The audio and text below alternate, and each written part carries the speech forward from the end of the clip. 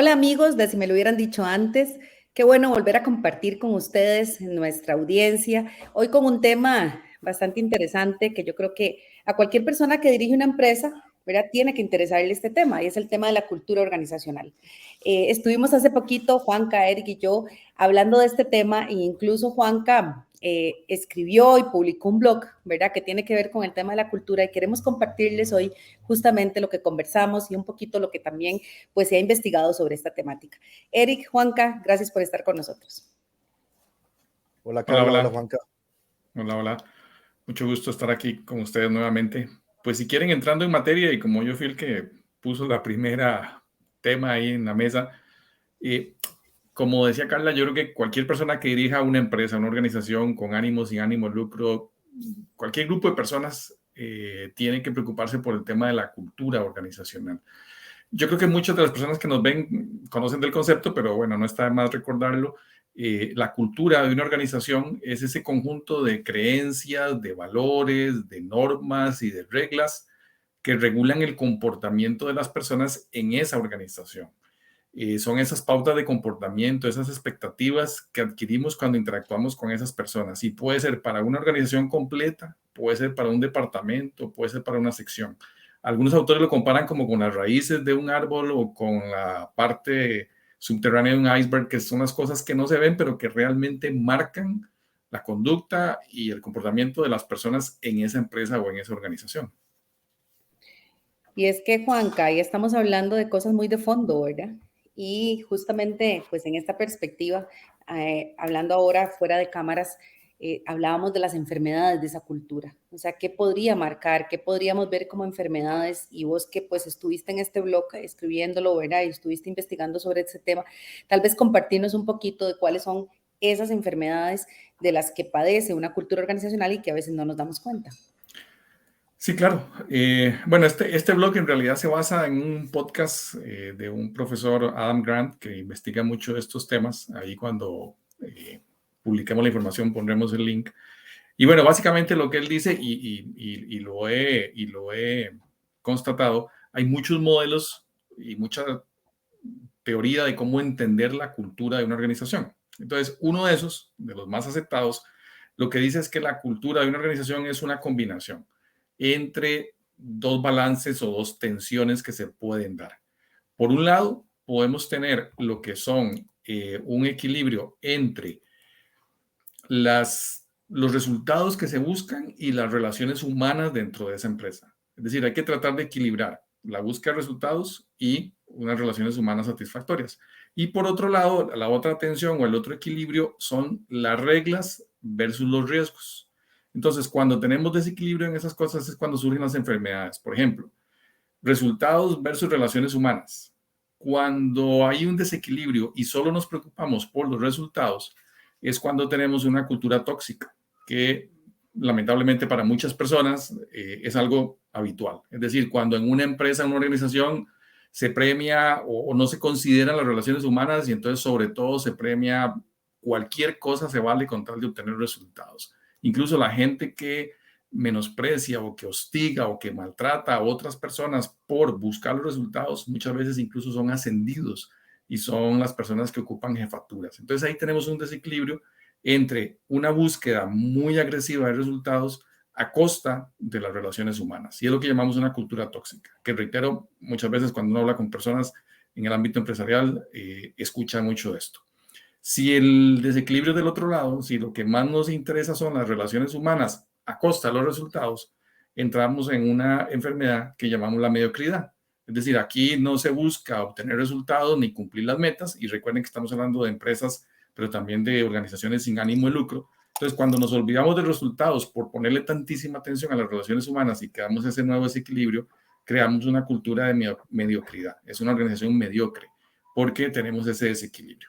En el otro lado de la ecuación, digamos, tenemos reglas versus riesgos. Entonces, cuando tenemos un excesivo control y una excesiva atención en solo las reglas, caemos en lo que llamamos una burocracia, que es otro elemento que para muchos lamentablemente conocido, donde hasta para ir al baño, como digo en el blog, hay que pedir, hay que llenar un papel y pedir permiso. Entonces, ahí nos preocupan muchísimo las reglas, y la organización no asume ningún riesgo. Y si nos vamos al lado contrario, si lo que tenemos es un desequilibrio donde priman los riesgos y nos enfocamos muchísimo en tomar riesgos, pero no ponemos ninguna regla, caemos en lo que llamamos una anarquía, donde no hay ningún control, no hay ningún regla y cada quien, no hay ninguna regla, perdón, y cada quien hace lo que quiera.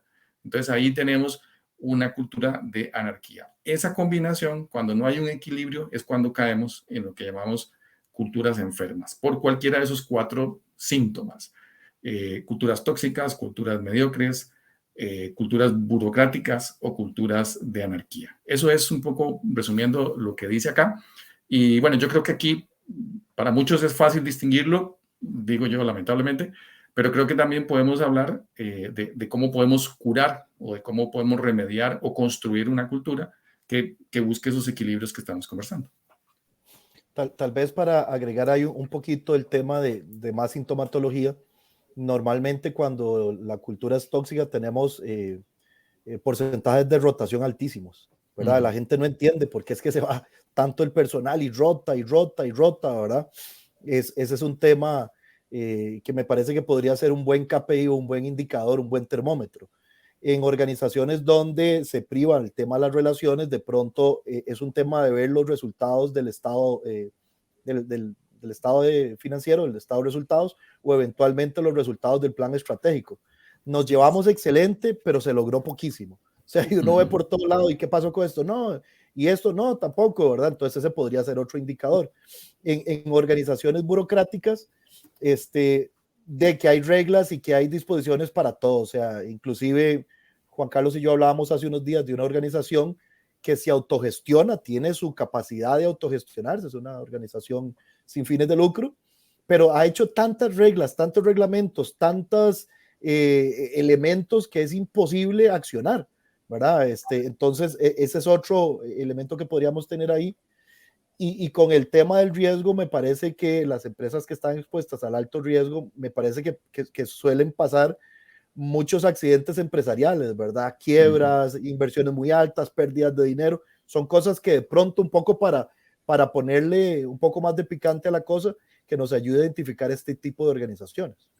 Y ahí yo le agregaría, perdón Carla, que a lo que decía Eric, de que tenemos que acordarnos de que podemos tener la mejor estrategia, los mejores recursos, el presupuesto que queramos, pero si la cultura no está alineada, difícilmente va a salir algo, ¿verdad? Hay una frase famosa atribuida a Peter Drucker que dice que la cultura se come a la estrategia en el desayuno.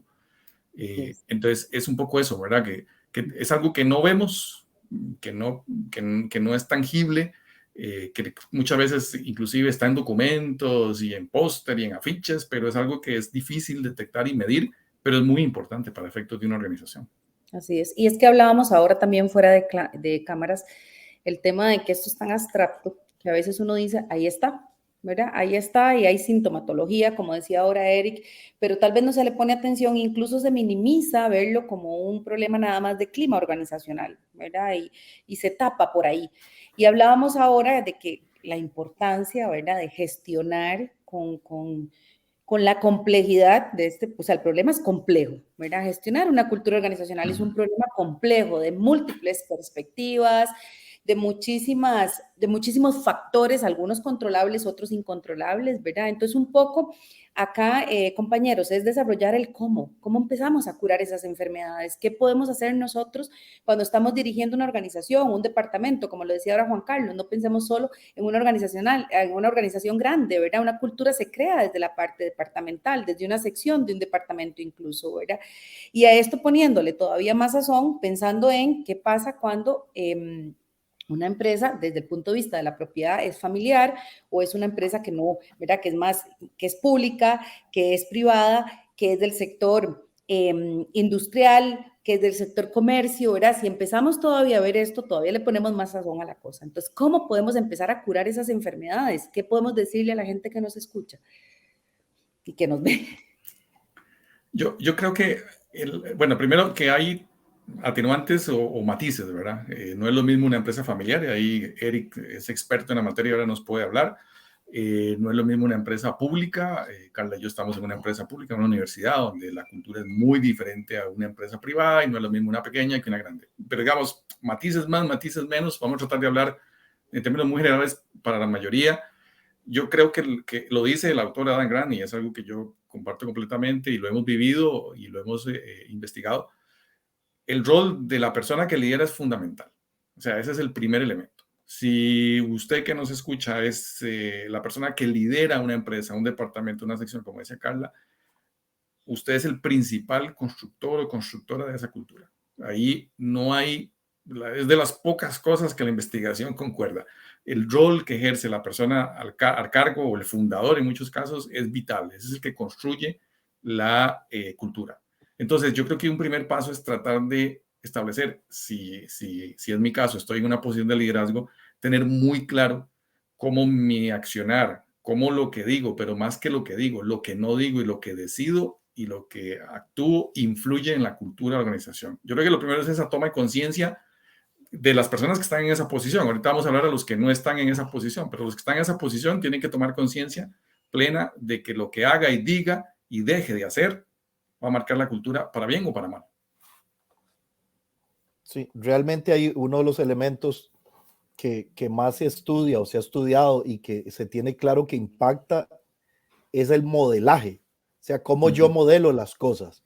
¿Verdad? Yo recuerdo una vez que llegué a una organización de un buen amigo mío y veo que en la entrada había unos valores y el primero era puntualidad. Yo entré a la reunión y le dije a mi amigo, ¿por qué pusiste eso ahí? Está loco. ¿Por qué? Porque conozco pocas personas tan impuntuales como usted. Y lo peor es que como él era impuntual, entonces toda la gente que trabajaba con él, que era mucha gente, que además era gente que daba servicio, siempre llegaba tarde. Me dice, no, es que queremos cambiar. Entonces yo le digo, el cambio no viene por pegar eso en la pared. El cambio viene porque usted se comprometa en llegar temprano. ¿Verdad? Entonces, eso son cosas muy importantes. Realmente, y Juan Carlos apunta bien, que el que esté arriba haga una toma de conciencia, pero además haga un cambio. O de pronto le dé el paso y se haga a un lado y traiga a otro que se haga cargo de la organización. Pero en la medida que esa persona esté haciendo lo mismo, la cultura no va a cambiar, me parece a mí. Y es que esto nos lleva justamente a lo que hemos venido tratando en los programas anteriores, ¿verdad? ¿Qué importancia tiene la persona que está ahí al frente? O sea, cómo todo esto, al fin y al cabo, detrás de las empresas son humanas, detrás de las empresas hay gente, ¿verdad? Y efectivamente, si se siguen dando las mismas prácticas, ¿verdad? Los mismos procederes, qué difícil, ¿verdad? Qué difícil cambiar una cultura si es lo mismo, ¿verdad? Si está ahí la misma práctica. Yo creo que aquí también llama la atención el hecho de la gente y lo que la gente se acostumbra a hacer y lo que también las personas que son lideradas, no sé si coinciden conmigo en esto, se acostumbran de ese liderazgo, ¿verdad? Entonces eso es complejo también porque a falta de un pensamiento crítico, obviamente tomando en cuenta que no en todas las organizaciones esto se puede dar, ¿verdad? A veces también las personas que son lideradas se acostumbran a esa forma de liderazgo y se convierte en una inercia de ese ecosistema empresarial. Y entonces otra vez introduzco el término de complejidad, ¿verdad? Es complejo, yo creo que no hay recetas tampoco en esto. Nosotros estamos abriendo la conciencia hacia un tema, ¿verdad? Que a veces de repente está ahí, y sí, sabemos que está ahí, no se toca, ¿verdad? Pero yo creo que cada sector, cada forma de propiedad de las empresas, ¿verdad? Si es pública o privada, tiene su particularidad, ¿verdad? Definitivamente, y viéndolo desde esta complejidad, pues no hay recetas, pero abrir la conciencia, como decíamos ahora, de ese tomador de decisiones, de ese liderazgo que está ahí y de quienes son liderados, ¿verdad? Hacia poder aportar desde quizá una posición más constructiva, podría ser un primer paso, ¿verdad? Para sanear estas empresas. Yo creo que además de esa toma de conciencia de la persona que lidera, otra cosa muy potente para moldear una cultura son los incentivos. Es decir, lo que se incentiva en la organización es lo que la gente hace. Y eso también está muy estudiado. Entonces, otra cosa que se le puede poner atención en una organización que quiera moldear su cultura o que quiera replanteársela es cuáles son sus incentivos. Y en todas las organizaciones existen diferencias, ¿verdad? Es decir, vamos a ver, trayéndolo a cada tipo de organización, como decía Carla, los incentivos no son solamente los salarios, sino por qué se reconoce a la persona, porque una persona tiene buena o mala imagen dentro de una institución. Carla y yo trabajamos en una universidad y en las universidades estamos dando un vuelco más hacia el tema de investigación. Cuando yo empecé hace 25 años, era ser docente. Hoy es investigación y se empieza a incentivar cosas de investigación. En las empresas hoy en día se empieza a incentivar cosas de innovación, de creatividad. Entonces ya no se quiere que la gente solamente siga el procedimiento, sino que proponga cosas nuevas. Entonces, si yo diseño y sé manejar en el buen sentido de la palabra, o manipular en el buen sentido de la palabra, los incentivos, es una señal muy poderosa y voy a tener gente que se va a comportar de acuerdo a los incentivos. Entonces creo que ahí tendríamos una segunda medida que podríamos trabajar, que es cómo construyo, cómo manejo yo los incentivos, lo que se premia en la organización. Y ojo que no es solamente el salario, sino los incentivos financieros y no financieros. Creo que ese es un segundo aporte que se podría pensar. Sí, un tercer aporte que yo quisiera dar es el tema de la toma de decisiones, complejísimo también, ¿verdad? Pero trabajar sobre cultura sin tomar decisiones, ser consciente sin llegar al paso de qué hacer, o sea, nos quedamos en lo mismo, ¿verdad? Entonces, la toma de decisiones, creo que pasa por un tema de sí, o sea, hay que, después de la conciencia, ¿qué hacemos con esto? ¿Cuál es el plan para trabajar esto? Y ahí quería llamar la atención en un tema, y es que, compañeros, no es quizá que desarrollemos un súper plan, ¿verdad? A 5 años, porque la cultura es un tema tan complejo que a veces podría tenérsele miedo a enfrentar ese plan, ¿verdad? De toma de decisiones o el qué hacer en ese sentido. Trabajemos sobre cosas cortas entonces, ¿verdad? Seamos conscientes de la problemática global, es complejo, es un tema complejo, pero empecemos a trabajar sobre planes cortos para poder ir abordando un tema tan complejo como esto, ¿verdad? Y en la toma de decisiones, hace poquito estaba leyendo un libro interesantísimo, que de hecho por aquí lo tengo, se llama Teoría de la Decisión, de Patricia Bonatti, de la Universidad de Buenos Aires, buenísimo, porque ella hablaba que en la toma de decisiones, además, interfiere sin duda la subjetividad de quien está tomando la decisión. Hay racionalidad y hay subjetividad, ¿verdad? Entonces, también un punto en esta toma de decisiones, como tercer punto que estábamos aquí enumerando en este tema de la cultura, si usted siente que está muy subjetivo, hágase acompañar de otra gente. Busque quienes le pueden abordar este problema que tiene diferentes perspectivas, tiene perspectiva empresarial y tiene perspectiva humana, porque el tomador de decisión es humano y quien construye la cultura son las personas. Entonces creo que la toma de decisiones también apunta como un tercer elemento. Yo tengo que agregar la parte ruda, el ala ruda del equipo. Yo recuerdo que cuando a mí me ascendieron a subgerente general en la empresa, el hombre de confianza de papá, que era el gerente de operaciones, era muy bueno, conocía muy bien el negocio, era de confianza absoluta de mi papá, pero maltrataba mucho el personal, era muy gritón, su formación inicial de policía lo hacía demasiado grosero. Ya había hablado con él, salía a mi oficina y me decía, sí, yo voy a cambiar. No podíamos más tenerlo en la organización si queríamos dar un salto a lo que queríamos lograr. Entonces, cuando yo cuento esa historia, los estudiantes me preguntan, ¿y profe, qué hizo? ¿Cómo? La decisión yo la había tomado, lo iba a despedir. Sin embargo, él tomó la decisión de renunciar antes por varios criterios, pero a mí me parece que dentro de estos cambios culturales muchas veces hay que podar el árbol para que florezca, ¿verdad? Yo particularmente creo que hay momentos donde hay que quitar ciertas fichas de la organización y mandar ese mensaje, traer gente con una visión acorde a la línea que uno quiere dirigirse, porque con esas personas difícilmente se logre la nueva cultura que uno quiere impulsar, ¿verdad? Yo voy con ese ejemplo, o sea, cuando usted poda un árbol, luego se desarrolla con más fuerza, ¿verdad? A mí me parece que algunas veces toca cambiar algunas personajes en la organización.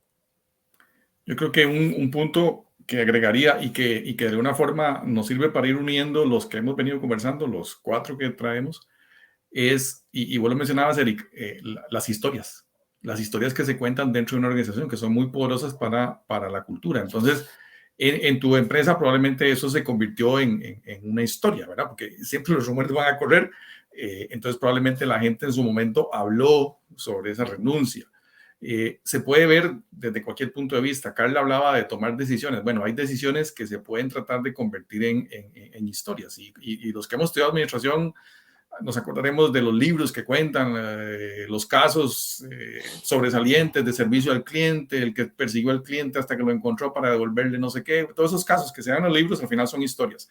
Entonces, historias de decisiones que hemos tomado, historias de podadas de árbol, historias de incentivos también. Cuando alguien alcanza un resultado y ese resultado va muy en línea con lo que queremos en la cultura organizacional, también ahí se puede hacer historias. Entonces, el manejo de historias es muy potente. De hecho, para efectos de cultura organizacional es una de las cosas que se puede manejar y se puede diseñar. A veces lo dejamos a la libre y dejamos que las historias corran.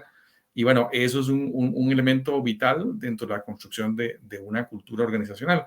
Esas historias que estén relacionadas con esas decisiones que se han tomado, con esos cambios, con cosas que refuercen la cultura que queremos incentivar dentro de la empresa o dentro de la organización. Sí, estoy de acuerdo. Ahora comentábamos un elemento que fue fuera de clases. En el tema de empresa familiar se habla mucho de que uno realmente conoce los valores y la cultura de la familia cuando entra al negocio. ¿A qué se refiere uno con esto? Toda la vida me han dicho que hay que ser correcto, toda la vida me han dicho que sea esto, que sea lo otro, y llego a la empresa y es totalmente diferente, ¿verdad? Entonces, yo estoy de acuerdo con las historias, pero cuando alguien choca de frente y se da cuenta que la historia que me contaron desde niño es mentira, puede causar un daño muy grande, ¿verdad? Les contaba el caso de un caso que estamos manejando donde toda la vida fue que el tema ético, que la parte moral, y llegó al negocio y se dio cuenta que había ciertos manejos complicados con clientes, con proveedores, con dineros debajo de la mesa y cosas, y entonces ahí es donde se le rumba el naipe a mucha gente, ¿verdad? Entonces, tener cuidado. La reconstrucción me encanta con la parte de las historias, pero tener cuidado que cuando las historias no sean ciertas, en algún momento la gente se va a dar cuenta, ¿verdad? Sí, eso es vital. Yo creo que la historia tiene que estar alineada con la realidad y con lo que se quiere, porque si no es una ficción, es una farsa, y lo que vos decís, al final es un efecto contraproducente. Yo menciono historia, pero es una muy buena acotación porque es una historia que tiene que ser coherente, ¿no? No puede ser una ficción, ¿verdad? Sí, completamente de acuerdo. Así es. Y yo cerraría esto tal vez diciendo, compañeros, el tema de otra vez, las organizaciones aprenden y aprenden en su globalidad como un ecosistema.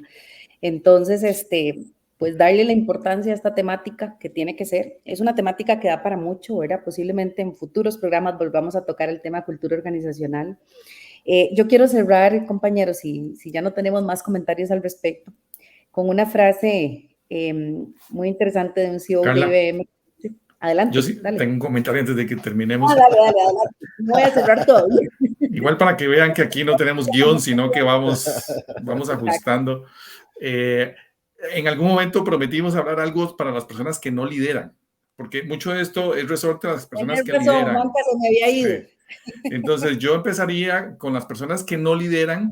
Un primer punto es conocer esto que estamos hablando, es decir, conocer cómo se construye una cultura y el rol que puede tener una persona que lidera, y en algunos casos poner el tema a la mesa. Yo creo que casi en todo tipo de organización hay espacios donde uno puede plantear este tipo de temas, ¿verdad? Entonces, ponerlo en la mesa me parece que es un primer aporte que puede hacer una persona que no está en una posición de liderazgo. Lo otro también es tratar de en la medida de lo posible, porque digamos hay diferentes niveles. Puede ser que yo no lidere, pero tengo cierto nivel o de poder o de confianza con la gente. Creo que también hay temas que se pueden empujar, ¿verdad? Es decir, el tema de los incentivos, el tema de cómo le entro, cómo convenzo a las personas que lideran de que necesitamos un cambio en la cultura. Me parece que eso es otro punto que podría manejar una persona que no necesariamente esté liderando. Entonces, creo que conocimiento y el tema de tratar de ponerlo en la mesa y de además tratar de empujar esos temas para que se empiecen a discutir, creo que es un aporte. Yo no sé si ustedes tienen otro más, pero hay otro muy radical que también, ¿verdad? Lo hablábamos al inicio. Si estamos en una organización y vemos que esa organización nunca va a cambiar, lo mejor es empezar a buscar otra, ¿verdad? Porque al final Correcto, te vas a enfermar, te vas a enfermar. ¿Sí? Te vas a enfermar, te vas a drenar y como decía el mismo Adam Grant hace poco, y lo escuché en una cita, el fin de semana no es para recargarse, porque la organización no debería descargarte. El fin de semana es para florecer, porque terminas una semana contento y te vas a otra cosa. O el día que tenga libre. Hay gente que sé que trabaja fines de semana, pero digamos, cuando uno tiene libro no debería ser para recargarse, porque no es que estoy descargado. La organización no debería descargarme. Si la organización me está descargando, lo mejor que puedo hacer es o intentar cambiarla o intentar buscar otra organización. Siempre priorizando la salud mental de nosotros como colaboradores, ¿verdad? En ese sentido. De acuerdo. Muy ahora bien. Sí, Carlita. Ahora sí. Yo quiero leerles una frase que me parece una frase potente que dice: la cultura organizacional no es solo un aspecto del juego, es el juego. Yo creo que es tan potente lo que dice, es el juego. O sea, la cultura es la base de todo lo que es la organización. Si no se le pone atención, señores y señoras, vamos a tener problemas graves que se reflejan en otros aspectos empresariales y que podrían tener incluso consecuencias fuertes en los resultados. Entonces, pongámosle atención a lo que es la cultura organizacional. De acuerdo. Yo creo que vamos terminando ya, ahora sí, ¿verdad? Así es. Me toca a mí cerrar, agradecerles, como siempre, este tema nos encanta, como dice Carla, probablemente lo toquemos otra vez. A Juan Carlos agradecerle por traerlo a la mesa. Recordarles que estamos en Facebook, estamos en Instagram, estamos en YouTube con el nombre de Si me lo hubieran dicho antes. Que estén muy bien. Hasta luego. Chao. Hasta luego.